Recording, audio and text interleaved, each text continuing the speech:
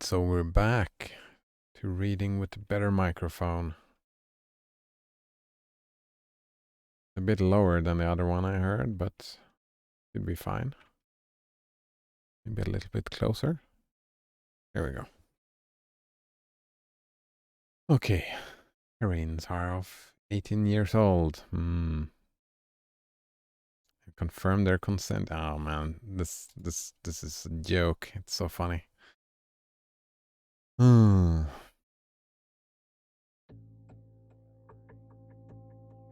Alright, this is so fucking weird. Somebody got ripped apart by something last night.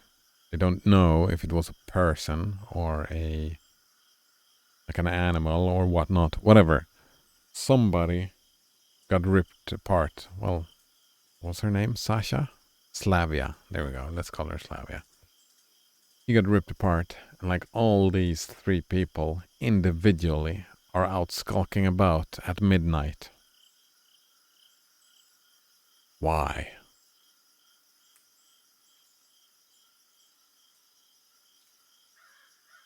Colgate In on Tap says that I think 18 years old mean those who Simeon finds in real life in good ends. I'm guessing that anyone that gets naked with him is considered to be 18 years or older. That kind of makes the disclaimer work. No, just to pretend like they're not behaving a little bit like pedophiles. No, not pedophiles.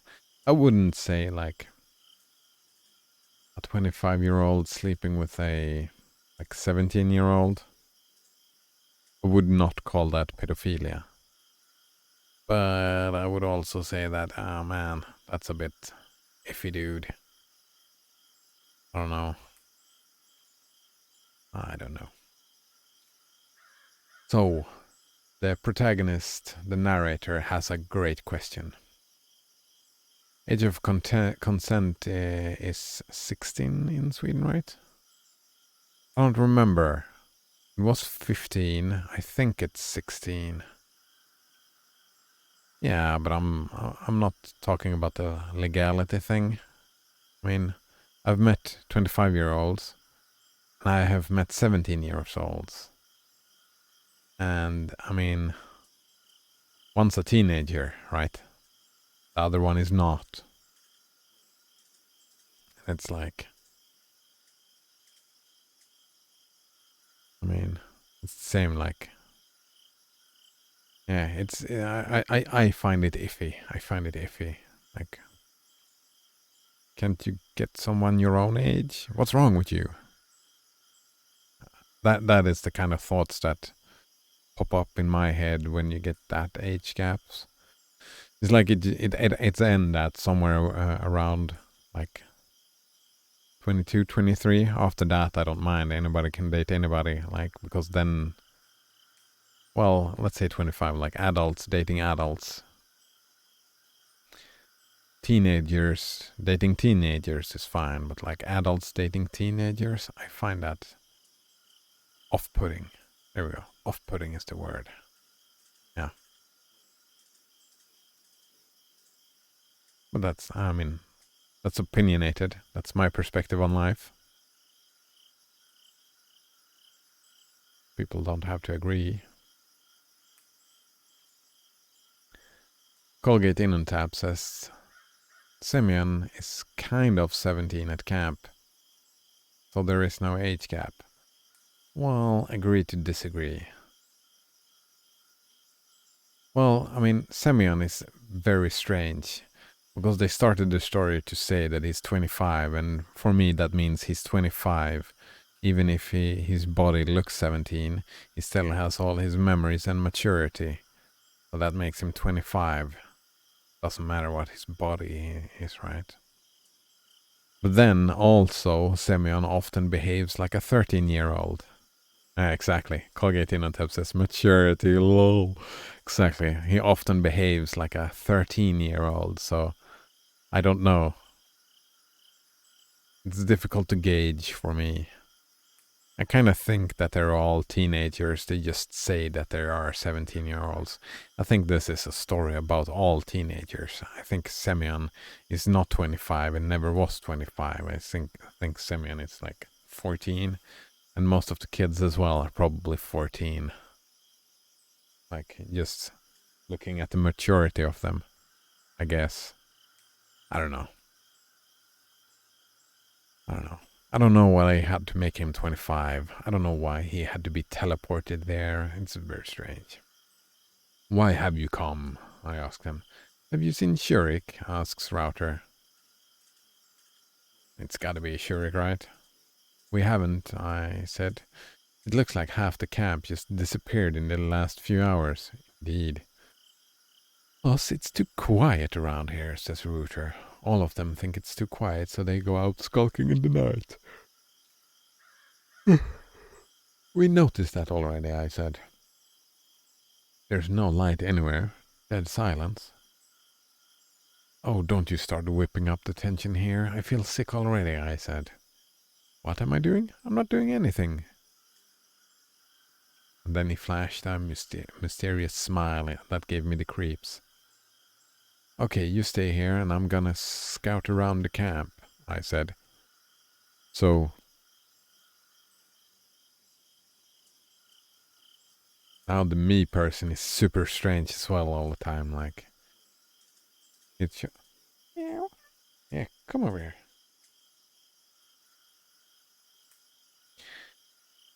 Like he's leaving Masha alone, just like that.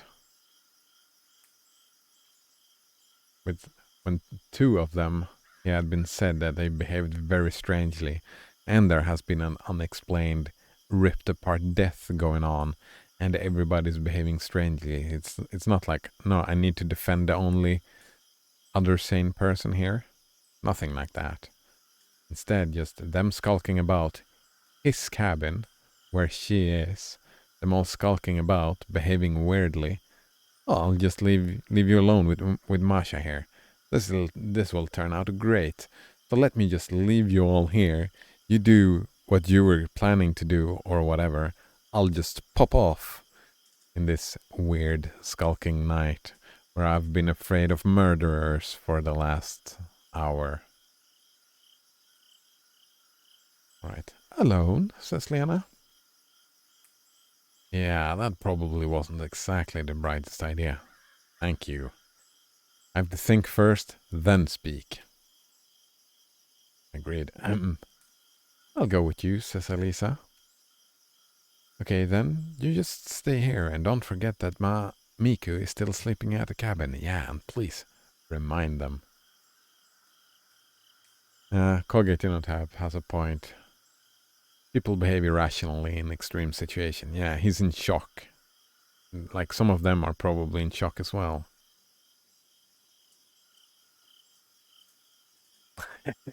Banana often looks this. Oh god, the thoughts I have before I filtered them out. Oh? I'm curious, what type of thoughts are you filtering out?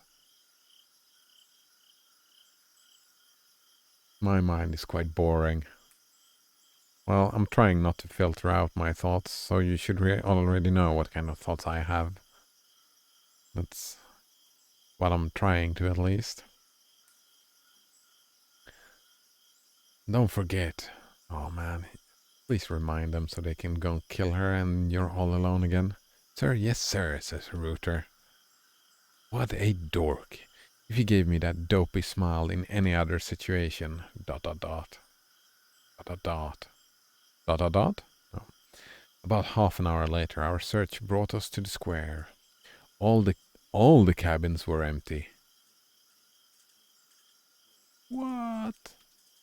It looks like there are only the 5 of us left in the camp.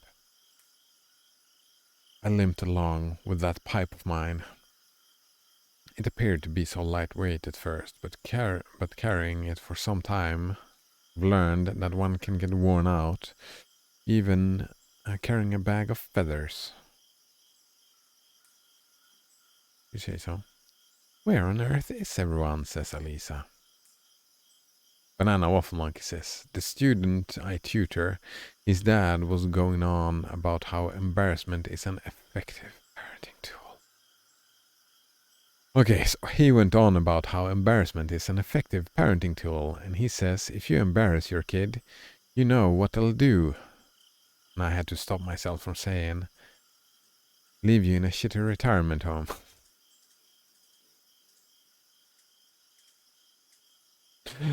Oh man, alright, yeah. Yeah, I guess that, yeah. Filtering is good at sometimes. I would probably fuck, that's I would probably speak up in that situation. For the student, right? Or kid. Oh man. Effective parenting tool. Oh. Oh man. Poor kid. Like embarrassment. Like as a tool. I can't ever like is there any good? Like is there any use for it as a tool? Except for spreading hurt and pain and suffering? I don't like hurt and pain and suffering, so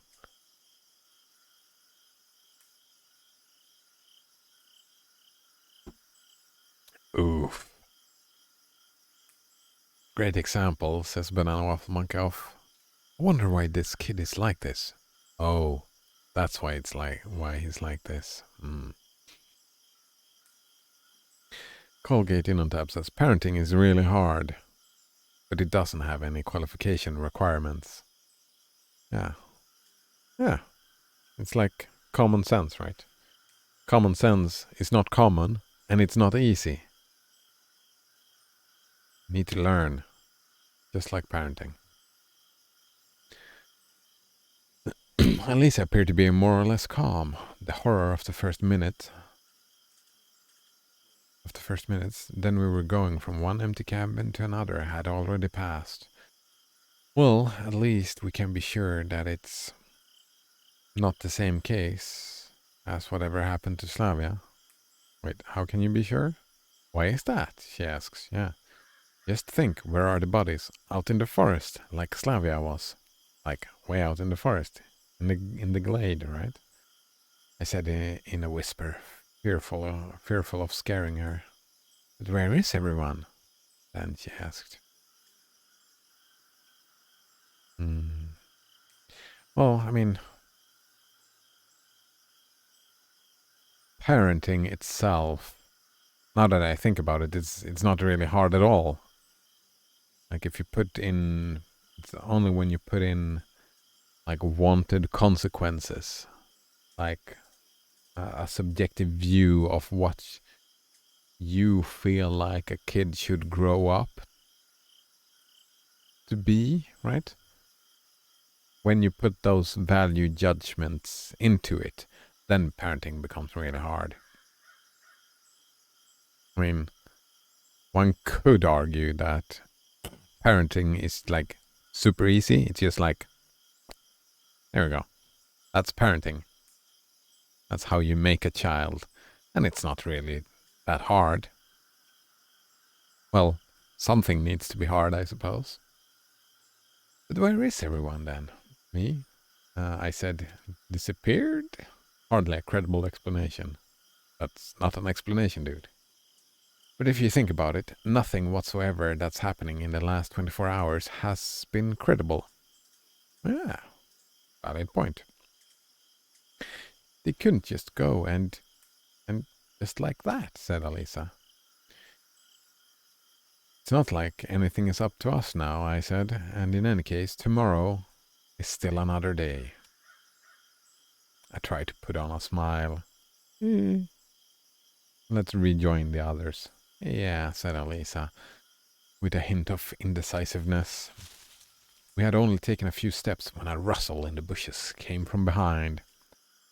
I instantly turned around and peered towards the source of the sound.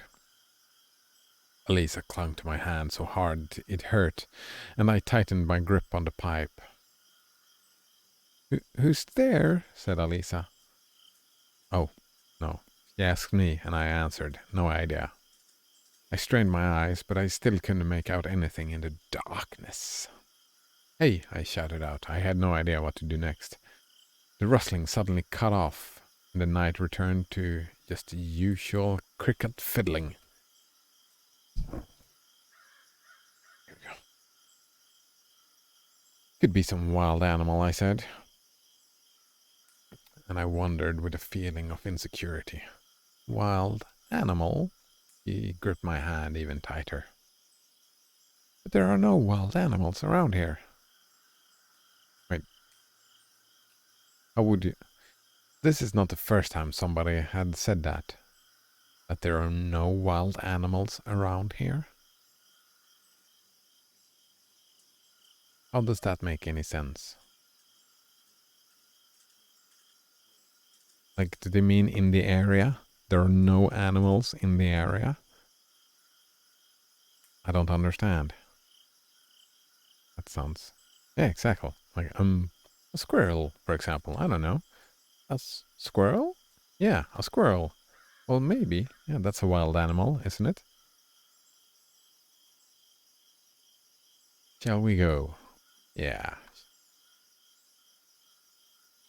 A minute later, we approached Olga's cabin.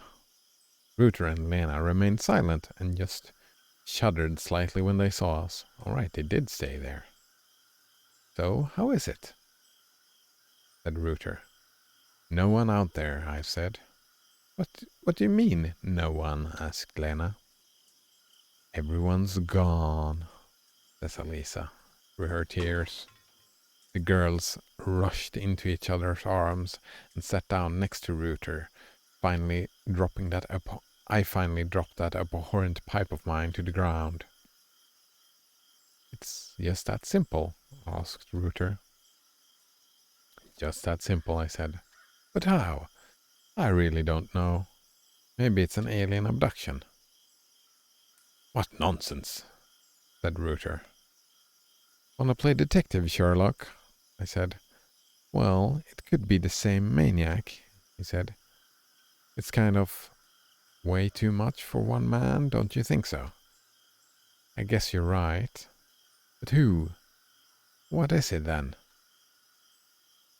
It still could have turned out to just be a stupid prank, I said. And Slavia too? Is that all just a stupid prank? Said Ruther. No, she was definitely murdered by someone. All right, was someone. I know that for a fact. But who? Said Ruther. He gave me a narrow gaze. I have no idea. Maybe it was you. I was starting to get wound up. Or you, said Ruther.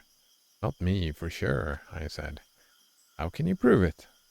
Why on earth should I have to explain myself to you? You're the only one without an alibi, said Ruther. Ah, and so you do have an alibi, eh? I said.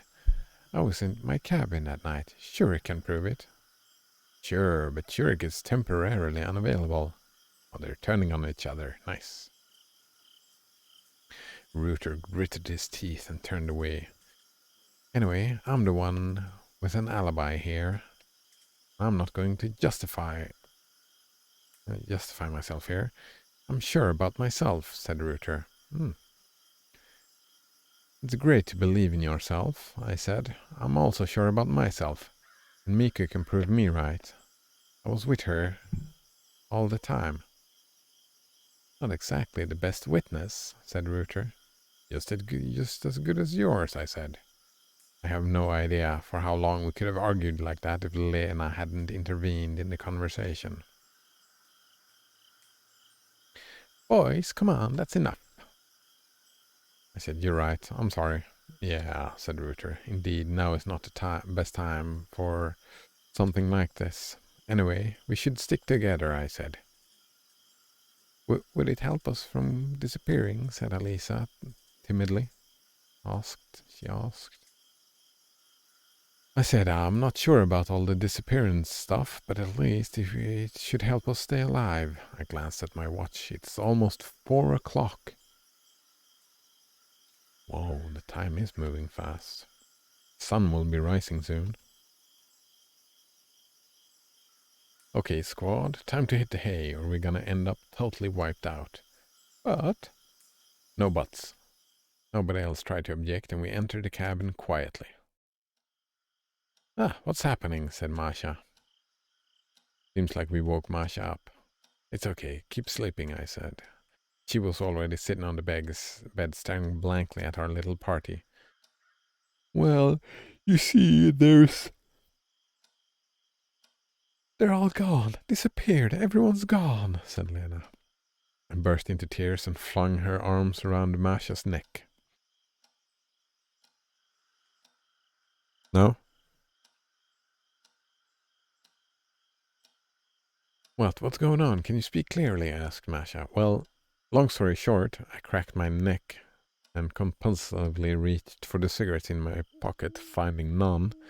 I heaved a sigh of frustration and said, "It looks like there's just the 5 of us left in this camp." Meaning everyone in this room, said Captain Obvious. And he has returned. You're gonna keep first watch. Eh? Said Rooter. Oh, nothing. Do you really think it's safe for everyone to sleep at the same time? Well, it isn't, but, said Rooter, exactly. I handed him the pipe and slowly approached the bed where Lena was still sobbing in Masha's arms. Well, if you don't mind. I slipped off my boots, climbed over the girls, and turned towards the wall. But how? Asked Masha. Anyhow, sleep. I was so exhausted, both physically and, more importantly, emotionally. That I was unable to do anything, think anything, communicate with anybody. I was desperate to get some sleep. Way too desperate. Masha's whispers, Lena's sobs, Elisa's voice, all that has somehow melted into one quiet lullaby, and so I fell asleep. What's gonna happen now? Every time he slept in this timeline. Like after we went into the mines.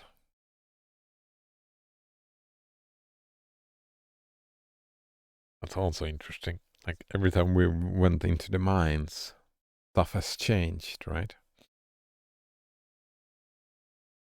Maybe he's still down in the mines, having his hallucinations. I was forcibly awakened by someone doing their best to shake me. Physically shake me, that is. Rooter was leaning over me and nudging my shoulder. What? It's your turn now, said Rooter. How long have I slept? About an hour? Oof. Like, isn't one sleep cycle like an hour and a half? Only an hour? Stay on your watch, I said. I'm already dozing off, said Rooter. Yeah, an infinite power source wouldn't hurt for our Rooter. Although it wouldn't hurt for me too. Yeah, an infinite power source? Holy crap, that would be amazing. Amazing. Ooh. Fine, I said. I rose with a considerable effort, climbed over Lena and Masha, who slept with their arms around each other, and jumped down to the floor. The room seemed slightly brighter. Morning's coming. Yeah. Banana Waffle Monkey says, if there's one lesson I want to impart on my students. What is that lesson, I wonder? What would I?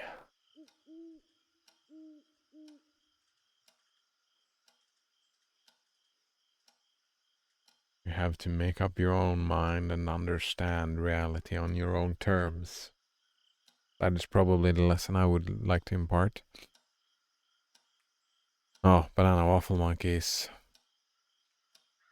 It's way more practical than me in that regards. It's the difference between problem solving and validation. A lot of people would save themselves a lot of frustrations and problems if they just shut up and listened.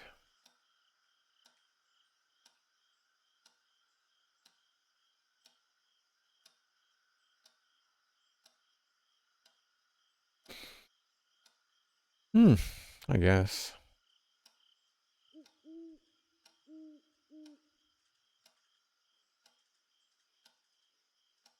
Validation, eh? The importance of reference checking. There we go. Reference checking. That's a good lesson to learn. Oh man, there are so many lessons.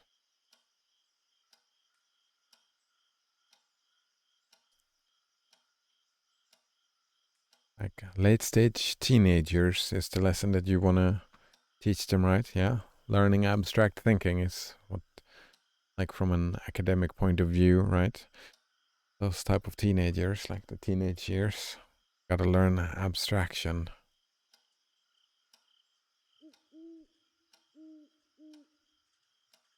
Scientific method. Ooh, that, there we go. That's what I would want to learn. Teach. I mean, hmm. What, someone put it so nicely. Empiricism, rationalism, and pragmatism all married together to become the scientific method.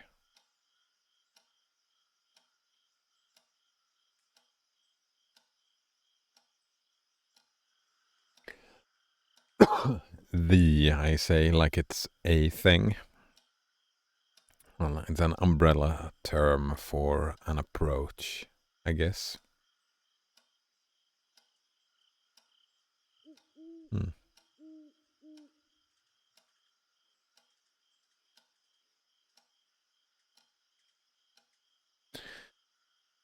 Listening is difficult as well. Hmm. Shut up. I wonder if Ocarina of Time taught me that lesson. Hey, listen.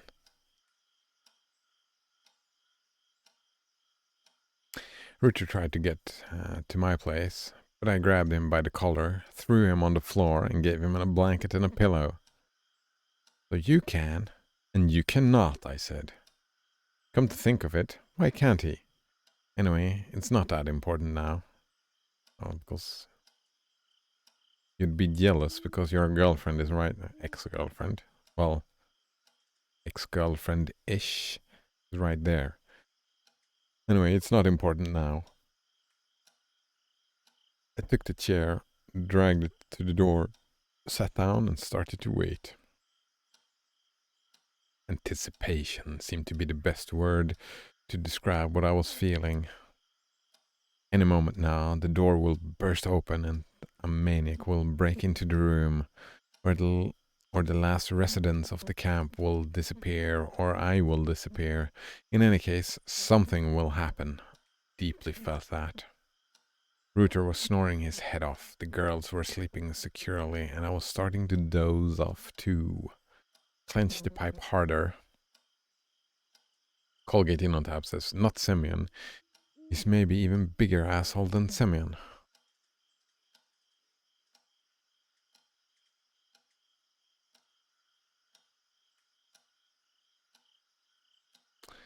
Uh, I'm not sure yet. Why would you say that? He is...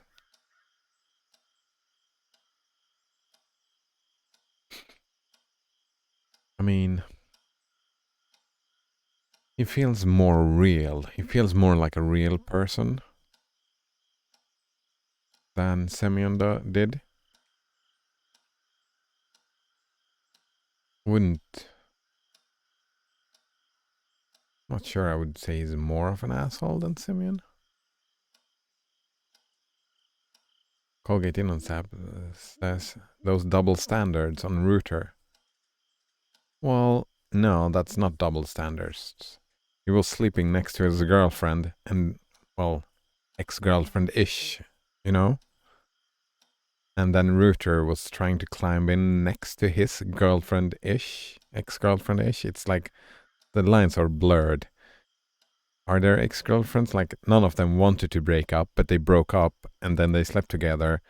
and now she's sleeping there, and some other dude just was gonna crawl into bed next to her. I wouldn't consider that double standards. I mean, jealousy, fine, and a little bit of douchebaggery. And also, yeah, like, yeah. It's also so fun. Like, there are 5 people. One is staying up awake. Alisa is sleeping in this bed, I guess. And the 3 of them sleeping in this bed. Like, that's so weird. Like, 1, 2, 3, and then 1 here instead of like 2 here, 2 here. I wouldn't want some dude behaving weirdly. Like, and a little bit creepily. I don't know. Next to my girlfriend. I clenched the pipe harder. The feeling of cold metal against my bare skin somehow brought me back to my senses. I must not sleep. I'm their only hope now. And my own too. But it's so hard to resist. Just a couple of minutes. And he fell asleep again. Best guard ever, no? My eyes seem to have a life of their own. Opening and closing spontaneously as my mind wandered. A rustling came from behind the door. Ooh. No, I must have imagined that. Just those damned grasshoppers. Or were they crickets? Oh, what are they still up to? Maybe it's the grasshoppers to blame. They fell upon the camp like a swarm of locusts and devoured everybody. A vision of me being devoured by grasshoppers unfolded in my mind. Ugh. A disgusting storm was brewing in my head. Their long legs, their wings, their huge head, and their eyes filled with darkness. Don't look into that darkness, it'll look back into you. Eyes reflecting the abyss. Indeed. Remember what we talked about the other day, eh? Nietzsche. Just look at a grasshopper in the eye. Just look a grasshopper in the eye and you'll never be the same again. Well, he's just rambling now. He's tired and afraid and paranoid and doesn't know what he's talking about. Having waking nightmares. Is that what's going on? Like half asleep, half awake? Nightmares? That's how it happens. I'm running away and they're after me. Yeah, there are thousands of them, millions. I'm desperately jumping over the pits and gullies. Gullies? Climbing hills and rocks. They don't care. They've got wings. Yeah, those filthy wings that make that nasty rattle. Probably they wouldn't need their teeth anyway. They just have to flap those horrible wings faster and faster, summoning the sonic wave of the apocalypse. No, I just can't block out this hellish noise anymore. I'm falling desperately, trying to cover my ears with my hands. Please stop it, somebody. ... I was woken by sharp pain in the back of my head. Opening my eyes, I realized that I was lying sprawled on the floor. It looks like I fell asleep and slipped off my chair. It was 9 o'clock. God damn it. It looks like I was sleeping for 5 hours straight. Anything could have happened. Horrified, I patted myself down and everything seemed to be in its place. Oh, that was close. I shook our squad awake. My turn already, said Rooter. You sleep too much. I've been sitting here all night long. Sure, that was a lie, but telling them that I spent the night running for my life from the grasshoppers definitely wasn't an option. Well, that was kind of an asshole move. I'm sorry, said Rooter. Rooter hung his head. Don't worry about it, I said. Oh, I'm hungry as hell, said Masha. Stretched out and gave me a cute smile. And why are you all here? Don't you remember anything? Said Lena. Nope, what's the matter? Everyone's gone, said Alisa, gloomily. Say what? Said Masha. Wait, is it Miko now? Everyone's gone, vanished into thin air. Masha glanced out of the windows, said nothing. It seems like she remembered now. Well, getting something to eat is indeed a fine idea. Nobody was going to object. It's not like I was in the mood to eat, same as everyone else, but ultimately everyone knew that we had to keep ourselves running.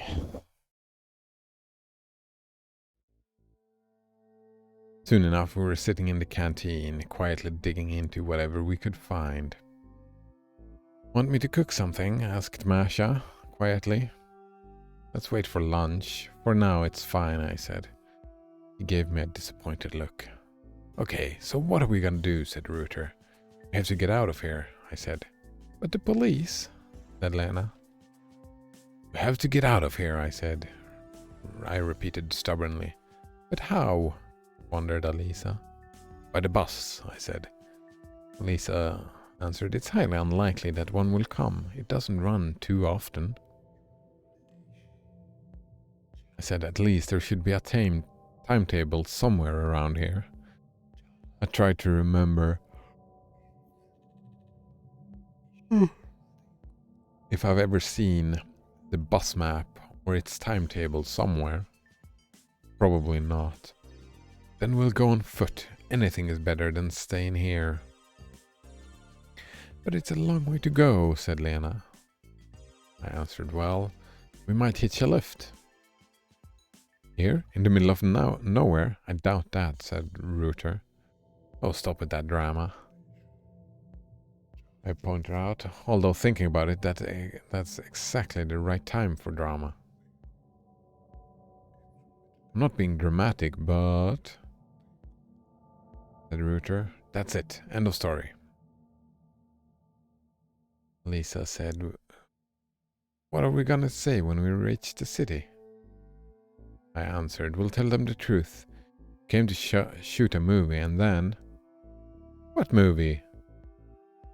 Asked Rooter. Okay, stop fooling around, will you? Buried my face in my hands, feeling run down. Even if it was kind of funny yesterday, although it really wasn't, you can stop it now. I don't get you, said Rooter. Oh, you're still gonna keep on pretending that you came here not to shoot a movie, but to roleplay as a pioneer? I don't understand a thing, says Alisa. She swept her surprised gaze across everyone. But we are pioneers, said Alisa. What pioneers, for God's sake? Masha had kept silent, butted in. It's the 21st century out here. Yeah, right, pioneers. 21st. They didn't understand, and it looks like we're indeed in a deep mess. So, you're all gonna say that you are normal pioneers who just came here on vacation for a week or so? Heavy silence followed. Well, yes, said Alisa. I cast a look at Masha. It looks like she doesn't know how to react either. I signaled to her, pointing at the door. Excuse us for a second. Having gone outside, I asked, what do you think? Well, she adopted the pose of an ancient Greek thinker. It looks like they genuinely believe that, and some folks, named Simeon and Miku, were in our shoes until yesterday. Well, I guess you're more familiar with them than I am, said Masha. Oh, come on, I interrupted her.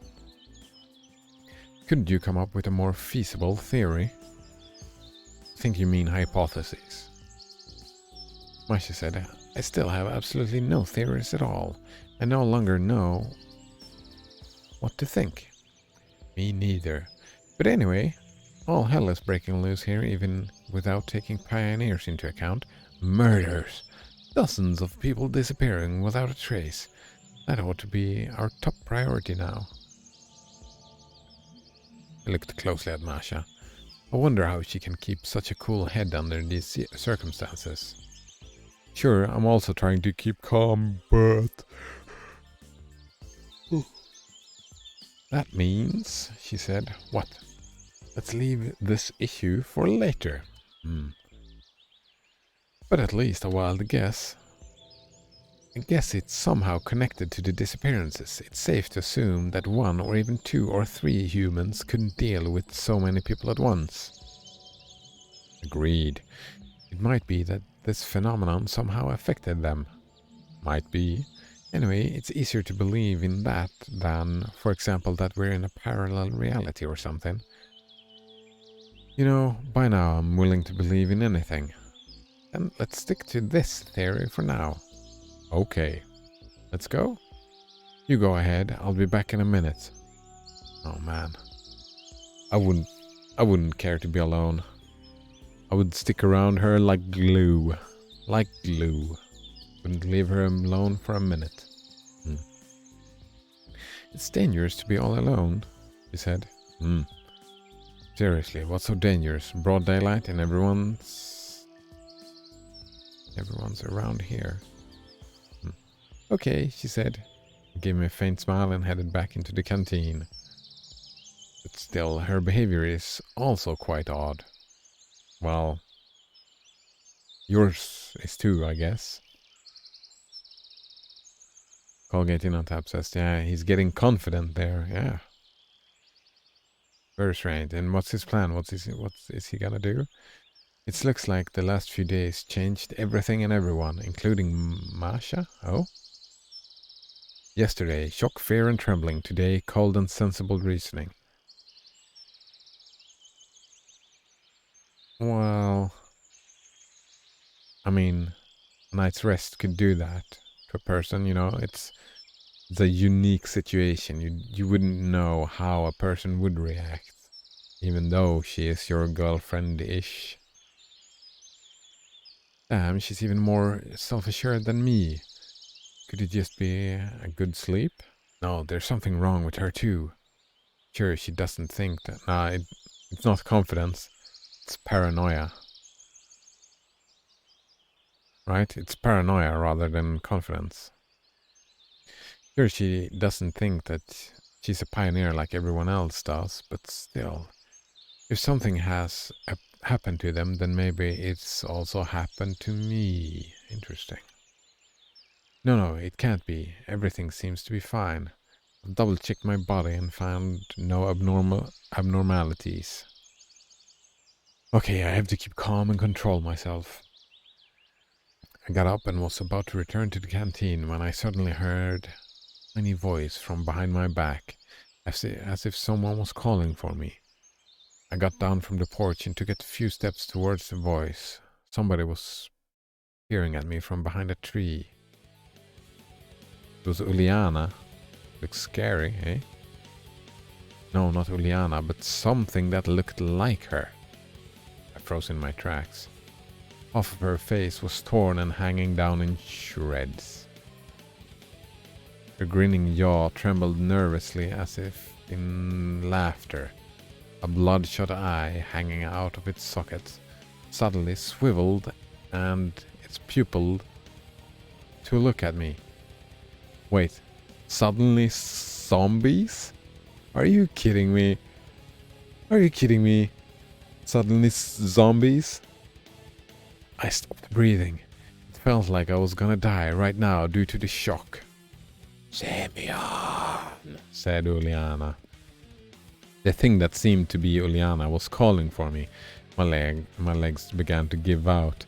I tried hard not to collapse. I tried to scream, tried to run away, but my consciousness had already left my body. That now was just a ragdoll, moving by the will of an invisible puppet master. Colgate in on taps asks, didn't expect obvious zombie Ulianas. No, I did not expect obvious zombie Ulianas. Maybe I should have.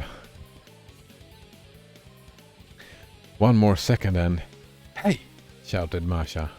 I instinctively turned around towards the word, caught the sight of Masha standing on the porch and then instantly looked back to Uliana, but she was gone. Oh, so she was not a zombie then. Well, different kind of zombie, not a hunt you down kind of zombie. More of a scare you kind of zombie. Masha seemed to notice the deathly pallor upon my face and jumped over to me in the blink of an eye.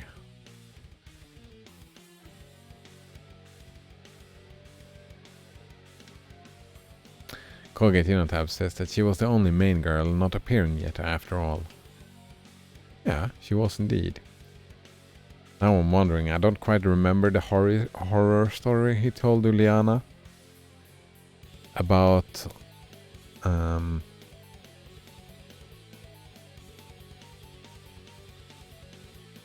all the people on the spaceship just living forever, going mental and doing weird shit. We also had someone talking about yesterday about the simulation theory that takes a look at what if our reality is just a simulation. Sane went insane and insane went back to sane again. Exactly. I'm thinking about that. Something like that.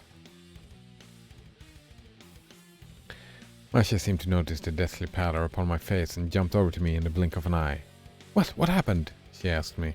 I just saw Uliana. There, I pointed my fingers towards the tree. Sure, the sight of the butchered Slavia was indeed gruesome, but at least she was dead and not walking around in broad daylight with her face torn apart. And she wasn't calling me by name, even if it wasn't by a name that wasn't my own. Yeah, that's gotta be lunchtime for today. Good spot to end. Oh, and we're on page 4 with save games. Oh, my save games. I don't know why I'm still doing this. Like, there is another save game happening behind the scenes, so I don't know why I'm doing this, but they have so many slots. I've gotta use them, right? I've been burnt too many times not having multiple saves.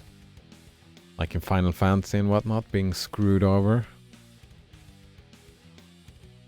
Peace, says Banana Waffle Monkey. Yeah, cheers. Thanks for hanging out today.